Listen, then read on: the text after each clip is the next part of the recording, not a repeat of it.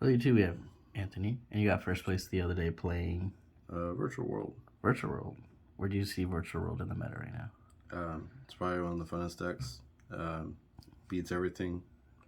Also loses everything. That kind of sucks at the same time. It's like really, really fun. So if you have $40 for a core, probably like $10 for a core, you should try it. It's really fun.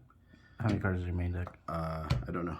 I like made all this very last second. I'm pretty sure it's 40, 41, right around that ballpark. Plays brave cards. Plays some cool cards. I'm definitely missing a lot. But it was very fun just to play Yu-Gi-Oh again because I haven't played in a couple months. So yeah. All right. Let's see your main deck. This is Rhoda. Say the name just in case. So this is Lulu. It is a reinforcement of the army for any virtual card by sending, like, if you target a monster, send spell or trap. Target, you want to send different types from the card you target. So if you target a monster, send spell, trap, spell, monster, spell, trap, monster, right? That's how they all work. So that's how they all work, right? So this is a reinforcement of the army. This is add back at end phase. This is just an extender. Sends 2 cards. And this is a monster reborn. Yeah, so it's Lulu, Gigi, Nyan Nyan, Kieran, and then Lalo. So if you play really well, ideally you always have this in your hand. You always have this in your hand, and you always have like another card. So you have like 3 pushes every single turn. It's really cool. So that's that. There's a lot of like really cool stuff you can do in this deck specifically because of the adventure cards and levels and stuff like that. I guess just like really brief thing to mention, like you could pitch this off Fateful if you already have one of the right cards, and then you can summon your token, and then you can search Enchantress or Griffin. You could summon the Enchantress or Griffin, or you could summon Enchantress and summon this back, and then Enchantress in this is a 6, so you make a Stardust Charger Warrior, you draw a card, put back Enchantress, you get Enchantress effect to get another card, so you could like always have like things to do. It's really cool. So obviously, there is this. It's pretty mandatory. knows the Brave package. Yeah, it's a Brave package, right? So like it's like one of the best synchro engines. It's good generically as a negate, like if you just drew really bad, but if you draw these, you could just synchro with them. It's really cool. Then this card, I need to find 2 more of it. I just only own 1 of it. I access it pretty easy off of Beatrice. You can make every single end board usually has Beatrice or some way of like dumping cards.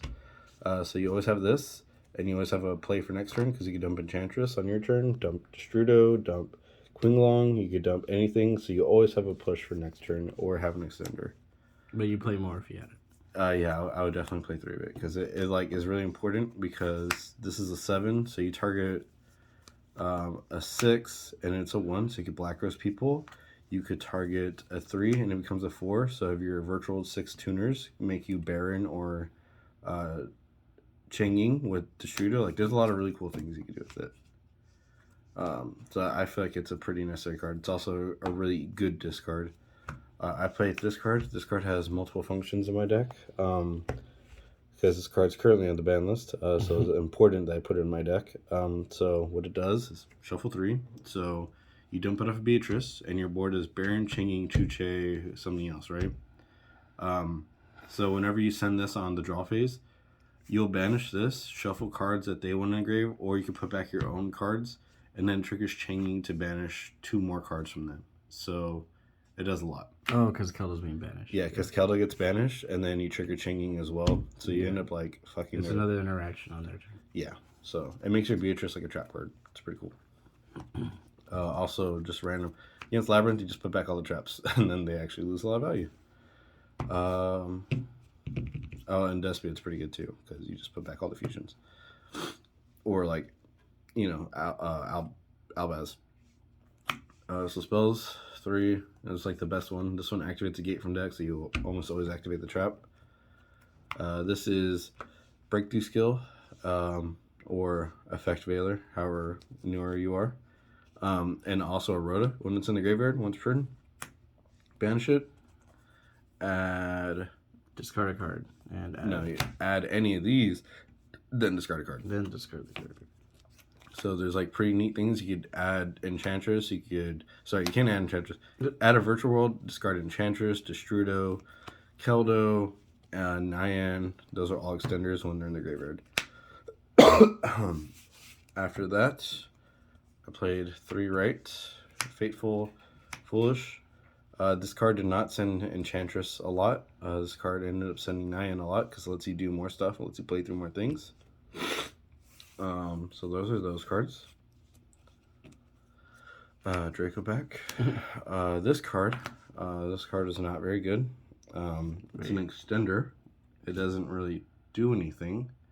But it lets you have a virtual to target if they get rid of one of your cards. It's not very good. Seems like it does a lot to me. Yeah, it does a lot in anything that summons Yaman, but in this deck, it does not do Yaman. Oh. So it's basically just like summoning Lulu or Nyan and like hoping it works out from there. So I didn't really care for that too much, but I don't know if there's like another card I'd immediately want to play. And I'm not going to play like 3 Nib and just say I'll draw Nib. Like, that's dumb. Then 3 Chuche. On field, pop card. In graveyard, make a guy go up or down 3 levels. So that's really relevant for making stuff cool.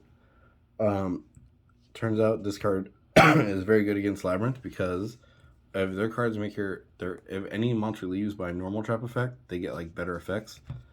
And this makes it to where if they're targeting your card, you can use this to stop that, and also stops Lady Labyrinth. It also makes like the other cool effects that like let you pop cards or whatever miss. This card also just generically beats any floodgate, so this makes skill drain irrelevant. This is just a very strong card. Against Despia, it's like weak, but like you wait for them to try to like kill you, or if you just do like your regular board anyways, like they were never able to play, so it was pretty cool. So yeah, I thought this card was pretty solid. You want to play any hand traps? No hand traps. That's why this deck sucks. Because you can't just look at Kashtira and have them do the thing. Shout out to John for getting second in his YCS. Shout out to Antonio because I robbed this from him. Sorry. So I'm going to show you some cards I don't make ever. Just so you can see that I don't make them. I don't make this. I don't make this. I make this like maybe once. I make this if I'm losing. Everything else I think is very, very important. And these are the cards I make like religiously. So these cards are fake. Also, I only have a 14 card extra deck because I'm missing Zeus, but irrelevant. So Black Rose, Destrudo, random tuners, some of them level 1s, 6s is really easy to make this card. So if their deck is like easy to beat, or like it loses to things like really like, they like, you could just throw this into Labyrinth and they have to immediately respect it or else they lose all the cards. It's kind of stuff like that that like makes that matchup like pretty easy. Unless they open Heavenly Prison. Then I have this. This card is good. Also Zeus. So this. So you do have a Zeus. Yeah, this is Adam's Zeus. This is not my Zeus. I need a second Zeus for Kashtira. But you actually don't really need a second Zeus. It's kind of weird because Nyan lets you put back any banished card, even if it's banished face down. So kind of irrelevant. So you can just kind of put back all your cards. You actually have like a really easy grind game in a lot of cases. Like just because your one Zeus is gone doesn't mean you can't put it back, which I ended up doing a couple different times. This guy. So obviously these are all very good. Yeah, there you go. Totally. And I'll talk about this card more in a second, but then like the end board cards outside of this, this card's just good. I don't make it too often, but like usually if I have like right token and I can have the access to a Coral Dragon where I can like make Baron, draw a card, then pop a card of Baron, then have a negate from Baron, like that's pretty good. That forces like a lot of cards. You want to play Stardust Struggler? Or is it coming up? It's coming up. Alright. So these are like the cards you make like literally anytime you have Lulu, anything else, it always ends up being Stardust Draw card. Then these, like, this is your end board past that because you have like the Stardust Warrior. Chuche makes like the extra virtual world of 6, so it ends up looking like this. And so you have this, and Chuche, which is one interaction, this turns into an interaction, this is an interaction, Chuche is an interaction, and then you always have follow up in your hand. And then this will either send, like, if you have Enchantress or Destrudo, This will always send the Keldo, and so against like Despia and stuff like that, it makes it very hard for them to win because you just shuffle back the Albaz. And they kind of just lose because you can negate Branded Fusion, and they have like any way to extend past it. You can like really fuck it up with this, or you do Beatrice and Keldo. Keldo put back some of your extra cards that you used to make to get along, or some cards you went back in deck, like I put back Draco backs and stuff like that, just because you know it gives you more cards to work with in your follow up, and it gives you a better grind. And then you could just trigger chain, banish Albaz, and then they lose the game because they lose their Lubellion and Albaz, and they're just really behind. So yeah, and there's a Chuche there sometimes. So yeah, now your side deck. Yeah, side deck is like super bad. I don't even know if it's 15 cards. I'll be honest with you. I didn't use almost any of them because I came back after playing from a long time, so I don't really have anything. So I just have the cards I had from before. I have 3 Nib. It's like this card's pretty good. I played against a bunch of Labyrinth, so it didn't matter. 3 Imperm, which is like in theory pretty good. This card, which I think is really good, because you can turn it off with Chuche whenever you want. All your synchros are huge.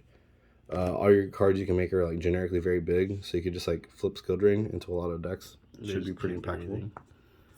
And then aside of 3 of this, let me see. 3, 6, 9, 12 right now? Yeah, I'm at 12. Yeah, 15. Yeah, good for me. So yeah, there you go. I played 3 Spooky Dogwood, which is awful cards.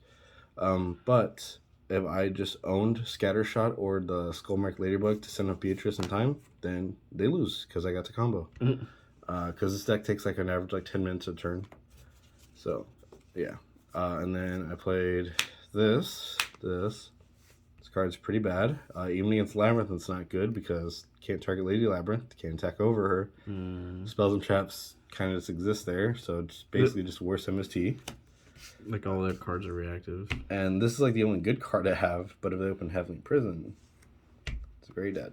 If I owned Evenly, I play Evenly, so I'm looking out for that Charmer or the Trap Trick thing, and I have 1 Veiler. It has 2 rolls. It is a normal summon with a level 6 Virtual World that makes Black Rose. It also stops Shangri-La. God.